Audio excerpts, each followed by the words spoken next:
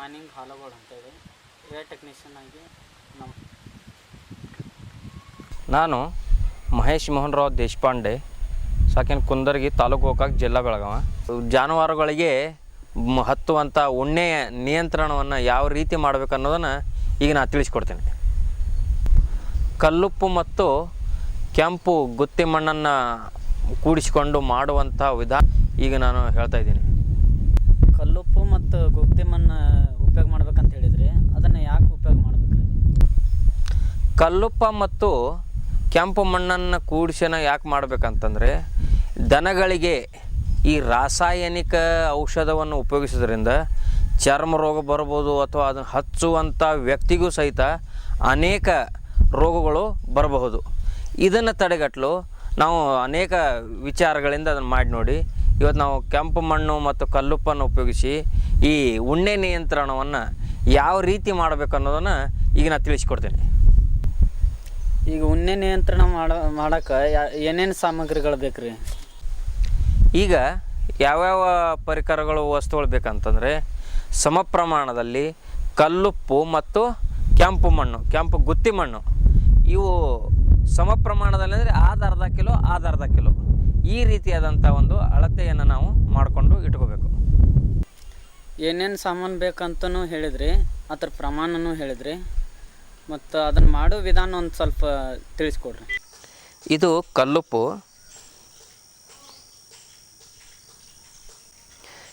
ಈ ಕಲ್ಲುಪ್ಪನ್ನು ತೆಗೆದುಕೊಂಡ ನಂತರ ಅಷ್ಟೇ ಪ್ರಮಾಣದಲ್ಲಿ ನಾವು ಕೆಂಪು ಮಣ್ಣನ್ನು ಸಹಿತ ತೆಗೆದುಕೊಳ್ಳಬೇಕು. ಈ ಕೆಂಪು ಗುತ್ತಿ ಮಣ್ಣು ಮತ್ತು ಕಲ್ಲುಪ್ಪನ್ನು ಸಮ ಪ್ರಮಾಣದಲ್ಲಿ ಕೂಡಿಸಿಕೊಂಡು ನೀರಿನಲ್ಲಿ ಅಂಬಲಿಯಂತೆ ಕಲಸಬೇಕು.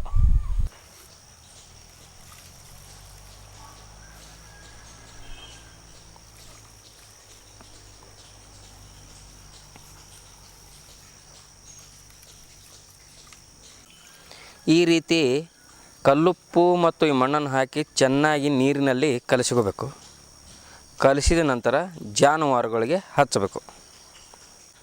ಕಲ್ಲುಪ್ಪು, ಕೆಂಪು ಮಣ್ಣು, ಆಮೇಲೆ ಸಮ ಪ್ರಮಾಣ ನೀರನ್ನು ಕೂಡಿಸಿಕೊಂಡು ಮಾಡಿದ ಮೇಲೆ ಅದನ್ನು ಅಂಬಲಿಯಂತೆ ಕಲಸ್ಕೋಬೇಕು. ನೀರಿನೊಳಗೆ ಕಲಿಸಿ ಅದನ್ನು ಸರಿಯಾದ ರೀತಿಯಲ್ಲಿ ಈ ದನಕ್ಕೆ ಹಚ್ಚಿದರೆ ಈ ಉಣ್ಣೆಯ ನಿಯಂತ್ರಣದ ಜೊತೆಗೆ ಇದು ಪರಿಸರ ಸ್ನೇಹಿಯಾದಂಥ ಒಂದು ಔಷಧ ಅಂತ ಹೇಳಬೇಕು.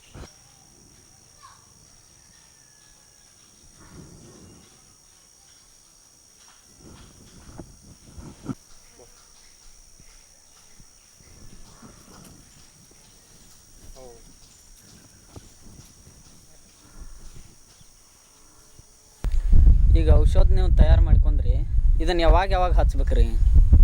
ಇದನ್ನು ನಾವು ಯಾವುದೇ ರೀತಿಯಿಂದ ಉಣ್ಣೆಗಳು ಹೆಚ್ಚಾದಾಗ ಉಪಯೋಗಿಸ್ಬೋದು. ಇದರ ಜೊತೆಗೆ ಇದನ್ನು ಪಶುಗಳಿಗೂ ಹಚ್ಬೋದು, ಅಥವಾ ನೆಲಕ್ಕೆ ಓಡಾಡ್ತಿರ್ತಾವೆ ಉಣ್ಣೆಗಳು, ಅದ್ರ ಮೇಲೂ ಸಹಿತ ನಾವು ಈ ರಾಡಿಯನ್ನು ಸಿಂಪರಣೆ ಮಾಡಿ ಅದರಿಂದನೂ ಸಹಿತ ನಾವು ನಿಯಂತ್ರಣ ಮಾಡಬಹುದು. ಈಗ ರಾಸಾಯನಿಕ ಔಷಧಿಗೆ ಮತ್ತು ಇದು ಈಗ ನೀವು ಮನ್ಯಾಗ ತಯಾರು ಮಾಡಿದ ಔಷಧಕ್ಕೆ ಏನು ವ್ಯತ್ಯಾಸ ಐತ್ರಿ? ಈಗ ರಾಸಾಯನಿಕ ಅಂತಂದ್ರೆ ನಾವು ಮೊದಲೇದಾಗಿ ಅದನ್ನು ಹಣ ಕೊಟ್ಟ ತರಬೇಕು. ಇದರಿಂದ ಹಣ ವ್ಯಯವಾಗುತ್ತದೆ. ಜೊತೆಗೆ ಅದನ್ನು ತಂದು ಹಚ್ಚಿದ ಮೇಲೆ ಪಶುಗಳನ್ನು ತೊಂದರೆಗೆ ಒಳಪಡ್ಬೋದು, ಅಥವಾ ಅದನ್ನು ಹಚ್ಚುವಂಥ ವ್ಯಕ್ತಿಯೂ ಸಹಿತ ತೊಂದರೆಗೆ ಒಳಗಾಗ್ಬೋದು. ಇದಲ್ಲದೆ ಅದನ್ನು ಹಚ್ಚುವ ಮುಂದೆ ಈ ಹಿಂಡುವಂಥ ದನಗಳಿಗೆ ಹಚ್ಚಿ ಅದು ಹಾಲಿನ ಮುಖಾಂತರ ಜನರ ಹೊಟ್ಟೆಯನ್ನು ಸೇರಿ ಅನೇಕ ತೊಂದರೆಗಳನ್ನು ಅನುಭವಿಸುವುದು ಉಂಟು. ಆದರೆ ನಾವು ಮಾಡಿದಂಥ ಈ ಮನೆಯಲ್ಲಿ ಸಿಗುವಂಥ ಪರಿಕರದಿಂದ ಆರ್ಥಿಕವಾಗಿಯೂ ಕಡಿಮೆ ಖರ್ಚಿನಲ್ಲಿ ನಾವು ಮಾಡ್ಬೋದು. ಅದು ಅಲ್ಲದೆ ಇದರಿಂದ ಯಾವುದೇ ರೀತಿಯ ಸೈಡ್ ಇಫೆಕ್ಟ್ ಇಲ್ಲ. ಇದರಿಂದ ನಾವು ಇದನ್ನೇ ನಾವು ಬಳಸಲಿಕ್ಕೆ ಪ್ರಯತ್ನ ಮಾಡಬೇಕಂತ ಈ ರೈತರಿಗೆ ನಾನು ಹೇಳಲಿಕ್ಕೆ ಇಷ್ಟಪಡ್ತೀನಿ. ಈ ಔಷಧ ಹಚ್ಚಬೇಕಾದ್ರೆ ಮುನ್ನೆಚ್ಚರಿಕೆ ಕ್ರಮಗಳೇನು ನಾವು ವಹಿಸ್ಬೇಕಾಗ್ತೈತೇನ್ರಿ? ಇದಕ್ಕೆ ಯಾವುದೂ ಮುನ್ನೆಚ್ಚರಿಕೆ ಇಲ್ಲ. ಈಗ ನಮ್ಮ ರೈತರಿಗೆ ಏನು ನೀವು ಸಂದೇಶ ಕೊಡೋಕೆ ಇಷ್ಟಪಡ್ತೀರಿ? ಸಂದೇಶ ಅಂತಂದ್ರೆ, ನಾವು ಮೊದಲನೇದಾಗಿ ಎಲ್ಲ ರೈತರು ಸಾವಯವ ಅಥವಾ ನೈಸರ್ಗಿಕ ಕೃಷಿಕರಾಗಿಯೇ ಮುಂದುವರಿಬೇಕು.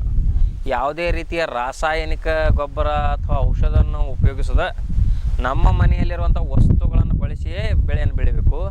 ಅಲ್ಲದೆ ನಮ್ಮ ಮನೆಯಲ್ಲಿರುವಂಥ ಪಶು ಪಕ್ಷಿಗಳಿಗೂ ಸಹಿತ ಸಾವಯವದಲ್ಲಿ ಬೆಳೆದಂತಹ ಆಹಾರದ ಜೊತೆಗೆ ನಮ್ಮ ಮನೆಯಲ್ಲಿ ಸಿಗುವಂತಹ ವಸ್ತುಗಳನ್ನು ಬಳಸಿ ಔಷಧ ತಯಾರಿಸಿ ಕೊಡುವುದರಿಂದ ನಾವು ಆರ್ಥಿಕತೆಯಿಂದಲೂ ಸುಭದ್ರಾಗ್ತೀವಿ ಮತ್ತು ನನಗೆ ಯಾವುದೇ ರೀತಿಯ ಆರ್ಥಿಕ ಬಲ ಹೆಚ್ಚಾಗಿ ಯಾವುದೇ ತೊಂದರೆ ಆಗೋದಿಲ್ಲ ಅಂತ ನಾ ಈ ರೀತಿ ಹೇಳಲಿಕ್ಕೆ ಇಷ್ಟಪಡ್ತೀನಿ. ದೇಶಪಾಂಡೆ ಅವರೇ, ನೀವು ಇಲ್ಲಿವರೆಗೆ ಜಾನುವಾರುಗಳ ಉಣ್ಣೆ ನಿಯಂತ್ರಣ ಬಗ್ಗೆ ಸಾಕಷ್ಟು ಮಾಹಿತಿ ಕೊಟ್ಟಿದ್ದೀರಿ. ಅದಕ್ಕಾಗಿ ಈ ಡಿಜಿಟಲ್ ಗ್ರೀನ್ ಮತ್ತು ವೈಫ್ ಸಂಸ್ಥೆಯ ಪರವಾಗಿ ಹಾಗೂ ನನ್ನ ವೈಯಕ್ತಿಕ ಪರವಾಗಿ ಹೃದಯಪೂರ್ವಕ ಧನ್ಯವಾದಗಳು.